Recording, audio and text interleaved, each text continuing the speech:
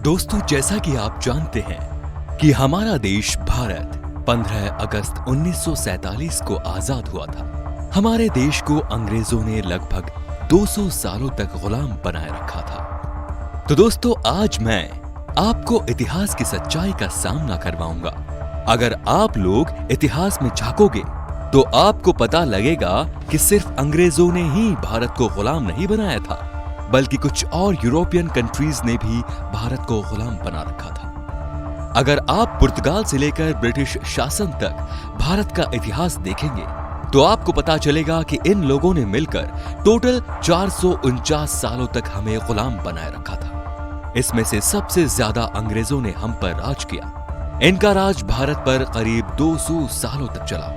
ये सब बातें जानकर आपके मन में ये सवाल जरूर आएगा कि ऐसा क्या कारण था कि हमारे देश को गुलामी करनी पड़ी, और ये किसकी वजह से हुआ और कैसे हुआ, और वो कौन पहला लुटेरा था जिसकी बुरी नजर भारत पर पड़ी थी। तो दोस्तों, आपके इन सभी सवालों का जवाब मैंने इस वीडियो में काफी डिटेल से दिया है, तो आप सभी लोग वीडियो को लास्ट तक जरूर देखिएगा।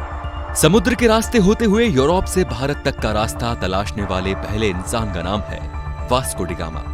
दोस्तों, यही वो पहला लुटेरा है जिसकी बुरी नजर भारत पर पड़ी थी, और इसी की वजह से भारत को यूरोपियन देश से गुलामी करनी पड़ी थी। आज से लगभग 450 साल पहले वास्को डी गामा भारत आया था। ये आया तो व्यापार के मकसद से था, लेकिन इसके मन में कुछ और ही चल रहा था। इतिहासकारों की साजिश की वजह से आज भी हम लोगों को यही पढ़ाया जाता है कि 20 मई सन 1498 को वास्को डी गामा ने भारत की खोज की थी, जो कि गलत है। भारत देश तो इसके आने से 1000 साल पहले भी था। अब एक बड़ा सवाल ये कि वास्को डी गामा कौन था? 15वीं सदी में जो यूरोप था उसमें दो बहुत ताकतवर देश हुआ करते थे। पहला था पुर्तगाल और दूसरा था स्पेन। वास्को डी गामा पुर्तगाल का माफिया किंग था, और वास्को डी गामा जैसा ही एक लुटेरा और डॉन था जिसका नाम था कोलंबस। अब इन दोनों की मिली जुली साजिश की वजह से ही कोलंबस गया था अमेरिका को लूटने, और वास्को डी गामा भारत को लूटने आया था। वास्को डी गामा भारत में पहली बार कालीकट में आया था। यह जगह भारत में अब केरला राज्य में पड़ता है। तो पहले इसने एक साजिश के साथ कालीकट के राजा झंगोरियन के साथ दोस्ती की। जैसे जैसे वक्त गुजरता गया, इन दोनों की दोस्ती और गहरी होती चली गई। कालीकट के राजा ने वास्को डी गामा को अपने दरबार में अहम मंत्री का दर्जा दे दिया था, लेकिन वक्त को कुछ और ही मंजूर था। एक दिन वास्को डी गामा ने साजिश कर झंगोरियन को मारकर उसकी गद्दी पर बैठ गया और राजा बन गया। राजा बनने के बाद राजकोष को लूटना शुरू किया। मैं आपको बता दूं कि राजकोष उसे कहते हैं जहां राज्य भर का खजाना रखा जाता है। जब वास्को डी गामा भारत को लूटकर पुर्तगाल वापस जा रहा था तो उसके पास करीब 7 समुद्री जहाज भर के सोने की अशर्फियां थी। सोने की अशर्फियां यानी कि सोने के बड़े बड़े सिक्के। और आप ये सुनकर भी हैरान हो जाओगे कि ये दूसरी बार भी भारत आता है और दूसरी बार भी यहां से लूटकर वापस जाने लगता है। तो उसके पास करीब 11 से 12 जहाज सोने की अशर्फियां थी।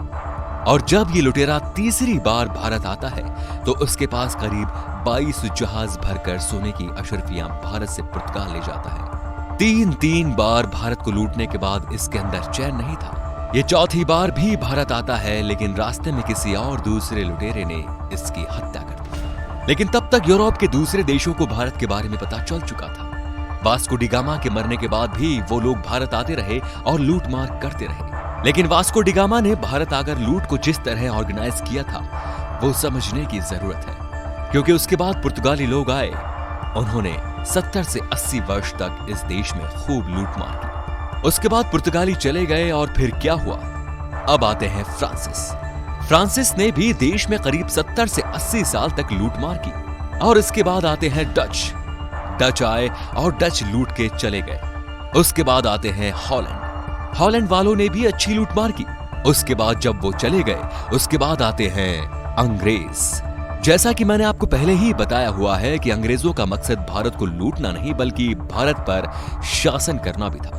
24 अगस्त 1608 को व्यापार के उद्देश्य से भारत के सूरत बंदरगाह पर अंग्रेजों का पहला आगमन हुआ और इन्हें टैक्स न देना पड़े इसकी वजह से इन्होंने एक एक कर शहरों पर कब्जा करना शुरू किया। अंग्रेजों को लगभग 139 साल लग गए पूरे देश पर कब्जा करने के लिए। साल 1757 ये वो साल था जब भारत पूरी तरह अंग्रेजों का गुलाम बन चुका था। पहले 110 साल ईस्ट इंडिया कंपनी ने भारत में राज किया और फिर 1858 में पहला स्वतंत्रता संग्राम हुआ।